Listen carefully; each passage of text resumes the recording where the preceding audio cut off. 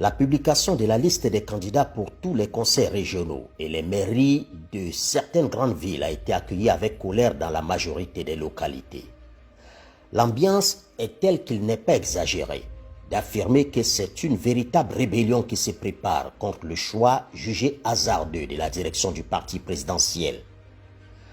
En effet, alors que les délégués départementaux ont été désignés lors d'un processus démocratique, avec des militants qui ont eux-mêmes élu leurs représentants en cet échelon, le choix des candidats pour les prochaines municipales et régionales s'est fait dans la totale opacité. Alors que logiquement, ce sont les secrétaires départementaux, nouvellement élus et jouissant d'une totale légitimité, qui auraient dû transmettre la liste de leurs candidats à la direction de parti pour officialisation, ce sont 7 individus sans aucune légitimité, puisque n'ayant jamais été élus par les militants du RHDP, qui ont de façon arbitraire imposé leur choix à des bases qui très souvent n'en veulent pas. Selon mes informations, et contrairement à une idée qui voudrait faire croire que c'est le président Alassane Ouattara qui a désigné les candidats dévoilés, les candidats ont plutôt été cooptés par un groupuscule composé de Kafana Kone, Sissé Bakongo, Adama Bictogo, Kandia Kamara, Mambe Begré, Fidel Sarasoro et Doumbia Brahima, le secrétaire national chargé des élections. Pour avoir manqué de tact et d'intelligence politique, notamment en procédant à de larges concertations en amont, nous sommes aujourd'hui en face d'une situation où l'ubuesque absolu le dispute à l'incongruité totale, le grotesque à l'abject. Sur la base de mes compilations, ce sont plus de 70% des candidats annoncés qui sont rejetés par la base. Sans être exhaustif, nous avons essayé d'illustrer la révolte qui couvre à travers quelques cas emblématiques. Pour la présidence du conseil régional de la Maraoué, le groupe des 7 a simplement décidé de cracher sur un symbole, infligeant la pire de ses humiliations à celui à qui le RHDP ne devrait rien refuser. Le juge qui avait pris le risque sur sa vie en délivrant à Alassane Ouattara le certificat de nationalité auquel il avait droit et dont le pouvoir de Bédié avait décidé de l'en priver à jamais, a été invité à s'aligner derrière Adama Kone.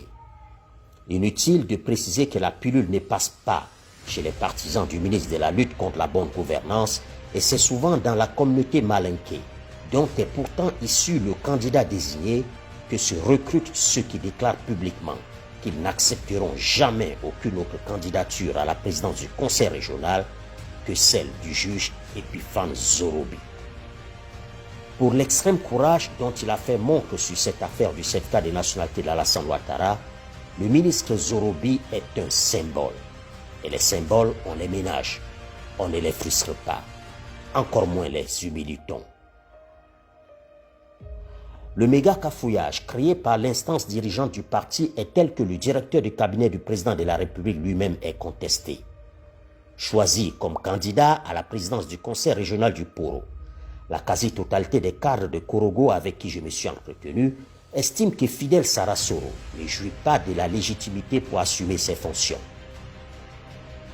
Certains s'interrogent sur la logique qui a guidé le choix de l'élu de la petite bourgade de Silematiali, une localité dont le poids est jugé insignifiant dans le corpus électoral de la région. Dans la région voisine de la Bagoué, c'est la consternation. Le président du conseil régional sortant, dont une bonne partie de la population semble satisfaite du bilan, a été écarté au profit du ministre de la Construction, Bruno Kone.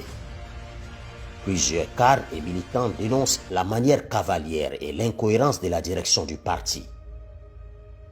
On décide de la reconduction de tous les sortants, mais on remplace quand même certains sans leur donner la moindre explication. C'est du copinage et nous ne l'accepterons pas, cet indien cadre influent de la Bagoué. Bondoukou illustre parfaitement les incongruités du processus en cours. Ceux qui ont été battus lors des élections pour la désignation des secrétaires départementaux sont privilégiés au détriment du groupe qui les a défaits dans les urnes. En quelques mots, on a piétiné le choix des militants pour favoriser ceux qui n'ont recueilli que 11% lors des dernières élections des secrétaires départementaux.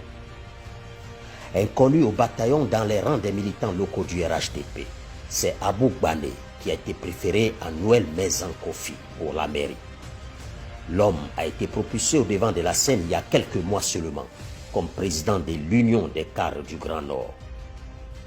D'après mes informations, le choix d'Abou Bané n'est pas accepté et la fronde ici s'organise autour du ministre d'État, Kobenan Kwasi Adjoumani.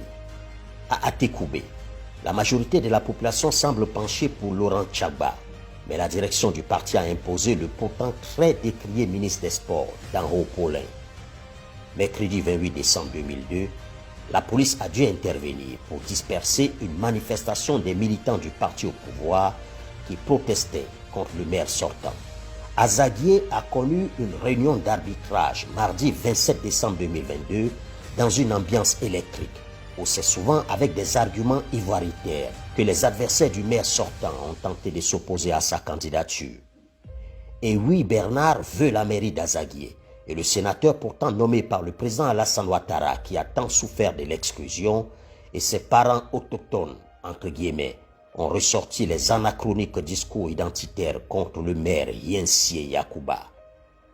Le directeur du port autonome d'Abidjan, l'étranger comme le président de certains de ses camarades locaux du parti, a été pourtant élu en 2018 avec 71,40% des voix, réalisant ainsi le plus gros score du RHDP de la région comparé à Grand Bassam ou encore à Maféré.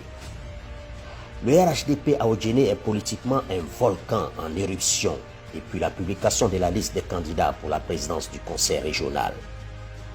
Depuis quelques années, Maître Adama Kamara s'est imposé comme le leader charismatique de la région grâce à un contact soutenu avec toutes les strates de la population.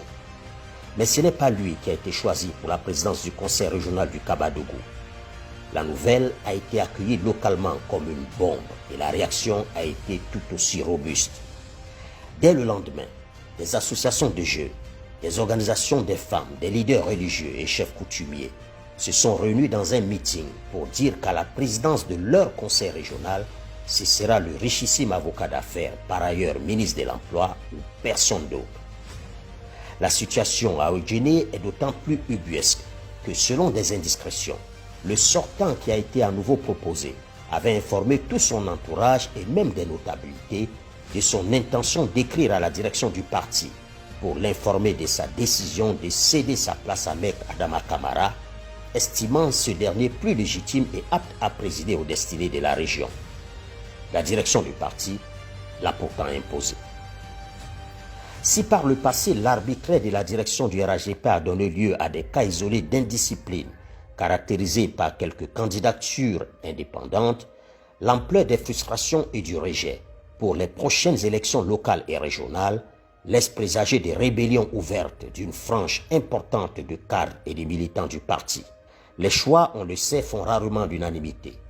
Mais encore faut-il que les désignations obéissent à des critères objectifs et que l'on puisse les défendre avec des arguments solides, autres que ceux qui voudraient simplement que l'on réponde aux militants que c'est le choix du président de la République. Une telle infantilisation des militants est insultante et inacceptable. Contrairement à certaines assertions, et d'après mes sources très informées, le président Ouattara n'a jamais personnellement dressé la liste des candidats qui a été rendue publique.